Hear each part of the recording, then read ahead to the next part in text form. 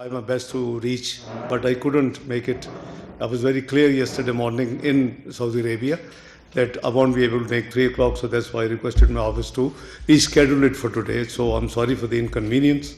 But as I said, that the original idea was to, when I asked my office to fix a sitting, was the Afghanistan, to update you on Afghanistan, which we will do today. But now the situation which has been evolving, and while I was in Saudi Arabia, from Saturday morning onwards, I think I would like to say, first few words on that, and then I'll walk you through the Afghanistan situation. Excellencies, Pakistan is obviously very closely monitoring the evolving situation in Iran, as well as watching and the tensions which are building up in the region, and we have been deeply interconnected with different countries. I have, while in Saudi Arabia, I was able to talk to Foreign Minister of Iran, Foreign Minister of Uzbekistan, multiple times Foreign Minister of Saudi Arabia, then Deputy Prime Minister of United Arab Emirates, a number of foreign affairs officials, foreign ministers of Qatar, Foreign Minister of Oman, Deputy Prime Minister of Iraq, and there are certain meetings scheduled with some European diplomats, my counterparts, as well as Jordan and Kuwait later today. So I think the whole objective is that this recent escalation is obviously has now significantly heightened tension in a very already fragile and volatile environment.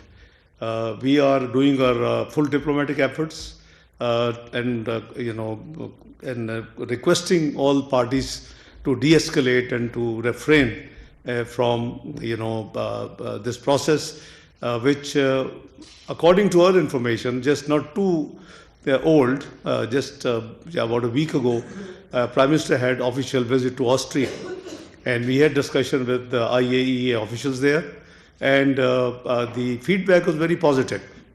Obviously, these serious developments have taken place at a time when diplomatic efforts were underway to reach a peaceful and negotiated solution.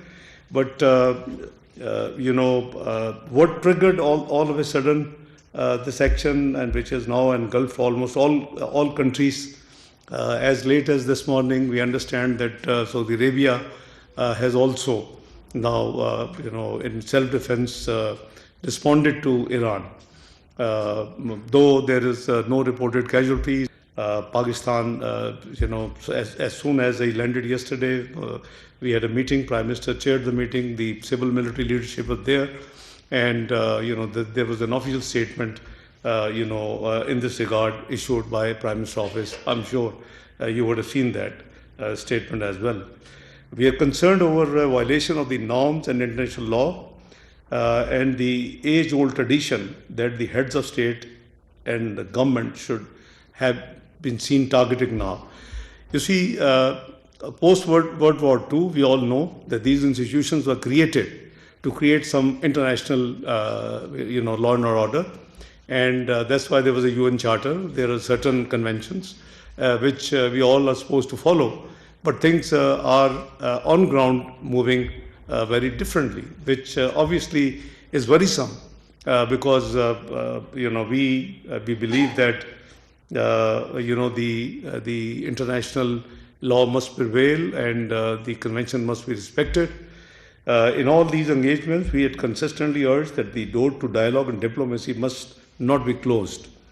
Pakistan's position has been clear and persistent that all countries must abide by the principles of UN Charter and international law, including respect for the sovereignty and territorial integrity of other states, as well as international humanitarian law. In my latest conversation with Foreign Minister Abbas Araghchi on 28th of February, I have conveyed Pakistan's condemnation of the attacks and called for restraint and diplomacy and dialogue, which he positively responded. But on ground, we are seeing that things are not yet settling or easing out. In the emergency meeting of the UN Security Council held under the agenda the situation in the Middle East, held on 28th of February, Pakistan permanent representative at the UN has also reiterated Pakistan's condemnations of the attack in Iran. I have also spoken with, as I said, different foreign ministers in this regard, and I think I haven't talked to anyone who disagrees that the dialogue and diplomacy is the only way forward. Not only for this region, but wherever there is any conflict, there are forums available. There are systems in place. Post World War II. So it seems to be a very, very turbulent time in the diplomatic space and diplomatic world, which we all need to work together to bring it back to the original, the agreed principles to move. Pakistan also stands in full solidarity with all our brotherly countries and underscores the need to exercise maximum restraint. That is the message we have been giving to whosoever Prime Minister speaks, whosoever I speak, or whosoever Field Marshal Sayyid Asim Munir speaks to his counterparts on the defense side. We acknowledge that the main target of Iran's retaliatory strikes were in self-defense, but Pakistan deeply regrets and condemns these strikes on the brotherly countries, including Saudi Arabia, Bahrain, Jordan, Kuwait, Qatar, and UAE, and Oman. We can't have double standard. As I said, that we were the first ones.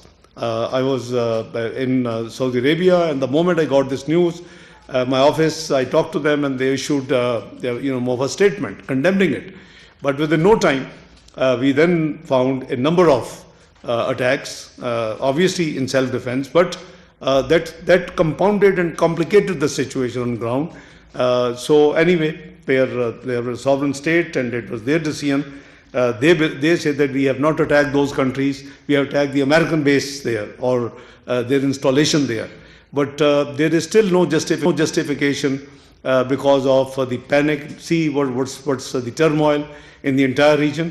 We are seeing. I myself have to find ways and means to get back to the country, and the entire space in the Gulf states airspace was closed. So Prime Minister of Pakistan has expressed his deep regrets and calls to the leadership of the brotherly countries, as I said, almost all of them, Saudi Arabia, Qatar, UAE, Jordan, Bahrain, one by one, and it has been requesting to please exercise restraint, don't react, and all this business. This last 72 hours developments are really very, very worrisome. In our outreach at the leadership level, we have called for an immediate halt to escalation through urgent resumption of diplomacy to achieve a peaceful, negotiated resolution to the crisis. Pakistan stands ready to extend our support towards peaceful resolution of outstanding issues.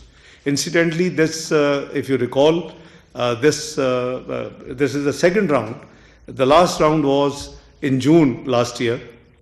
Then again, we did our complete efforts. Oman was the mediator, and again Oman is again mediator this time. And the talks in Geneva about a week, 10 days ago were going very positive. So, our effort has been to encourage both the US and Iran to get engaged in dialogue, diplomacy, and resolve the issue. I won't walk you through the entire detail. We are privy to detail of the demands and the responses. We have been encouraging to make it a viable, a win-win for both the United States and Iran. And I think we are very close, in counseling both countries on this subject. They were both positive, and they were both forthcoming. You see the actions now. As I said, that Foreign Minister of Oman was absolutely satisfied. So was the authorities of IAEA, whom we met about 10 days ago during our official visit to Austria. So it is puzzling that what necessitated all of a sudden, a decision to attack. Anyway, Gulf countries host obviously millions of Pakistani nationals. We have a huge diaspora in almost in every country. The biggest ones are in Saudi Arabia and in UAE. So, you are already aware that in the attack in Abu Dhabi, unfortunately, one of our Pakistani, national was also martyred in that attack. Our missions in the region remain fully engaged with the diaspora and remain in close contact with local authorities for facilitation and with our foreign office, constant reach out to our missions and through the missions to the diaspora. We have also, issued advisory giving detail of all the countries and the diaspora the way they should get in touch. The crisis management unit has been activated in the foreign office here, as well as our missions in the entire region. Pakistan have always supported a cessation of hostilities, upholding the international law and principles of the UN Charter, resumptions of diplomacy to find a peaceful and negotiated solution.